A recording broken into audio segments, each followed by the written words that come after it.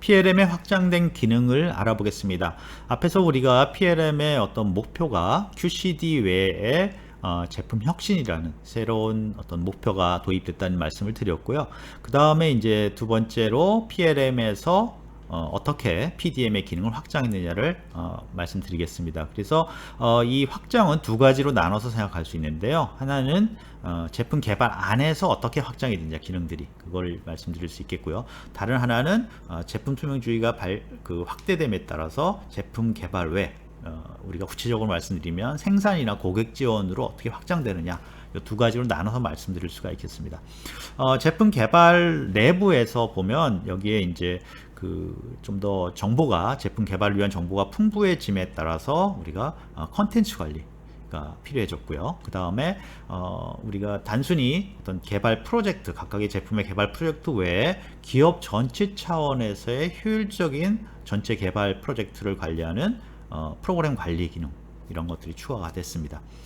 또한 이제 다양한 사람들이 또는 다양한 분야에서 제품 개발에 참가하다 보니까 그거에 대한 모델들이 많이 만들어졌죠. 그래서 환경 측면이라든가 인간공학 측면이라든가 또 여러 가지 측면에서 제품 정의 모델들이 만들어지고, 사실 이런 정의 모델들을 만드는데 뭐 사람이 손으로 만든다기보다는 어떤 소프트웨어 도구들을 사용합니다. 그래서 예를 들어서 기존에는 그냥 CAD로 제품을 만들었다면 예술적인 면을 고려하기 위해서 스케치를 이용해서 만드는데 그 스케치 자체도 어떤 컴퓨터를 이용한 스케치가 돼서 나중에 CAD 모델로 전환되는, 서로 호환이 되는 이런 식으로 다양한 모델들이 추가되고, 그때 다양한 소프트웨어나 정보 시스템이 거기에 또 포함되고 그것들이 통합되는 기능들을 요구하고 있습니다.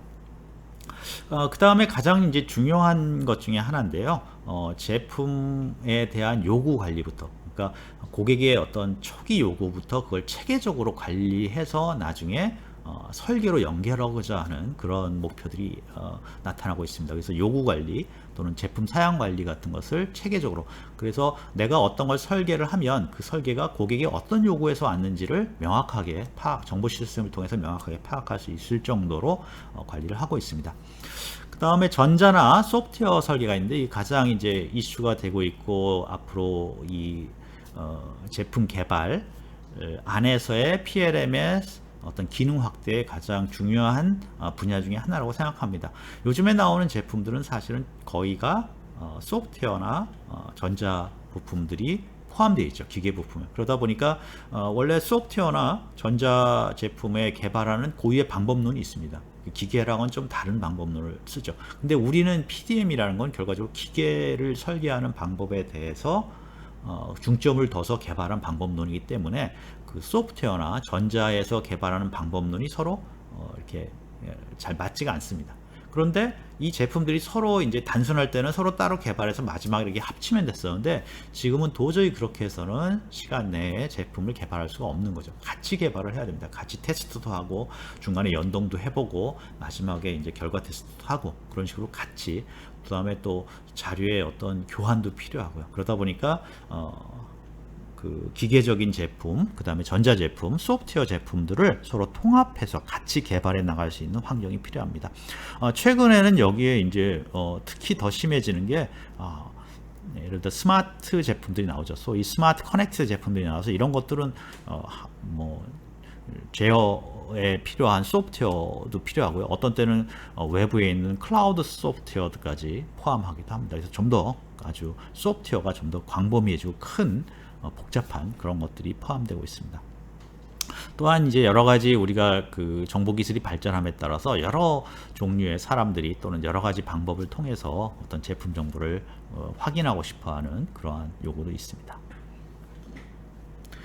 다음으로 제품 개발 외 부분에서는 우리가 이제 제품을 설계하고 그걸 만들기 전에 한번 시뮬레이션을 해본다든가, 또는 좀 더 효과적인 방법, 다른 방법을 찾아보는 것들이 있습니다. 그래서 그런 제품을 어떻게 만들 거냐를 하는 과정이 공정 설계고요. 그 공정 설계를 가상으로 해보는 것이 바로 디지털 공정 설계입니다. 그래서 좀 더 확장하면 어떤 공장 자체를 디지털 가상으로 만들고 그 안에 한번 내가 만든 제품을 이렇게 생산해 보는 그런 것도 가능합니다. 그래서 디지털 팩토리라든가 그런 것들이 가능하고요.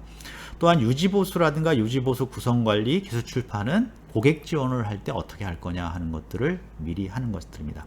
그래서 여기서 보면 공정설계나 유지보수 계획, 그러니까 고객 지원을 계획하는 이런 것들은 우리가 생산에 포함되고 고객 지원에 포함되지만 생산을 직접 하는 것이라든가 고객 지원을 하는 거에 관련된 게 아니라 그것들을 계획하는 것입니다. 정확하게 말하면 생산을 설계하는 것, 그 다음에 고객 지원을 설계하는 부분입니다. 그러다 보니까 이 설계할 때 제품 설계랑 이렇게 연동이 되는 부분도 많고요. 또는 동시에 같이 협동 작업을 하는 경우가 많습니다. 그러다 보니까 생산의 설계, 고객 지원의 설계 자료를 설계 자료랑 PLM 시스템을 이용해서 통합하자 하는 게 우리가 큰 어떤 현재 PLM에서 추구하는 계획입니다. 그렇게 함으로써 실제 생산하는 것은 ERP 시스템, 실제 고객 지원을 하는 것은 뭐 고객 지원 시스템에서 하는 거고, 그것을 계획하는 것들은 전부 다 어디서 한다? PLM 시스템에서 한다. 설계와 같이. 그 다음에 그 결과를 ERP, 그 다음에 고객 지원 시스템으로 자료를 전달해서 실제 할 수 있게 한다 하는 게 현대 PLM의 어떤 방법입니다.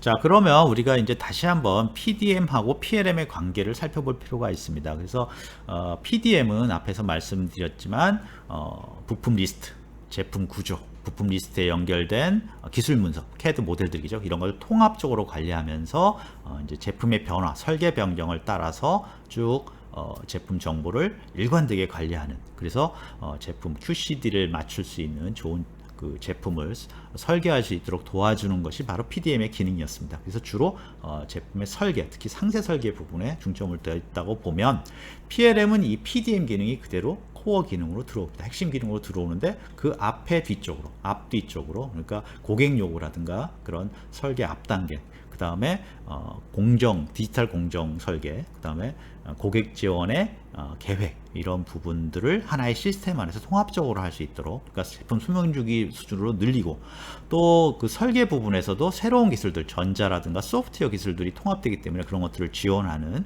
그런 식으로 확장을 했다. 즉 PLM은 PDM을 코어 기능으로 넣고 그것을 수명주기나 또는 제품 개발 안에서의 여러 가지 다양한 전자나 소프트웨어의 다양한 부분으로 확대한 그런 것으로 볼 수가 있습니다. 그래서 PLM 시스템은 PDM 시스템을 핵심 기능으로 계속 유효하게 가지고 있으면서 PDM을 기반으로 발전된 정보 기술과 변화된 기업 환경에 맞춰 통합, 그러니까 제품 수명주기상에 굉장히 많은 종류를 통합하고 다양한 분야가 참여하는 것들을 또 통합하는 것 하나하고, 그 다음에 그것을 그 제품 수명주기 동안에 쭉 또 통합할 수 있는 그러한 통합, 그 다음에 그런 다양한 사람들, 수명주기상의 다양한 사람들, 또 다양한 분야의 사람들이 협동 작업을 그 시스템을 통해서 할 수 있도록 하는 기능을 확대합니다. 그 다음에 또한 마지막으로 이 그냥 QCD가 아니라 제품을 혁신을, 이러한 다양한 통합과 협동 작업을 통해서 제품 혁신을 이룰 수 있도록 지원하는 어떤 정보 기술 중심의 관리 기술이다. 그렇게 우리가 다시 이해를 할 수가 있습니다.